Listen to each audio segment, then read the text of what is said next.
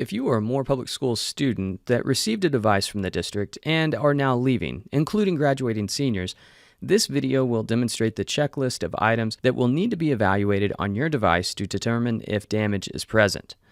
As you begin your device evaluation, you will first need to observe the outer parts of the device.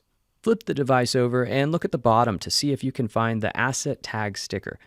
It is a sticker with a barcode number, and the words property of Moore PS. If you cannot find the asset tag sticker, you may be charged a fee for replacement. Continue to rotate the device over and look for any remaining stickers, glue, dirt, tape, or other items that are adhered to the device. Before you turn the device in, it should be clean and clear of all debris, glue, personal stickers, tape, and other items. You may be charged a cleaning fee if your device requires excessive cleaning. Please do not use aerosol or spray cleaner.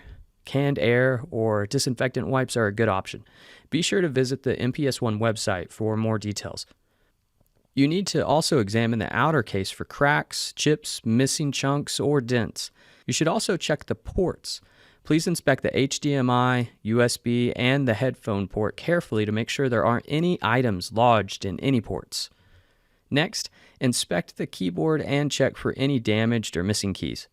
You also need to examine the trackpad and palm rest. Does the trackpad stick? Are there any cracks, dents, or chips in the trackpad or plastic surround? Next, inspect the screen and the bezel, which is the plastic part around the screen. Is there any damage on the screen, such as visible deep scratches or cracks or dents? Now you need to inspect the charger for any frayed wires, damage, cuts, or if your charger is not working properly. Be sure to clean this as well. Lastly, turn the device on.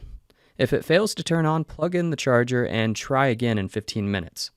If the device will not turn on, technology will need to assess the cost of the repair. If the device does turn on, please make sure the screen displays clearly and there are no pixelated or shadowed portions.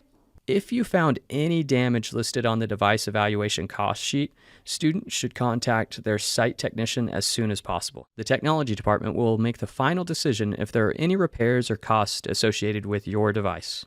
Thank you for taking the time to clean and inspect your device before you turn it in.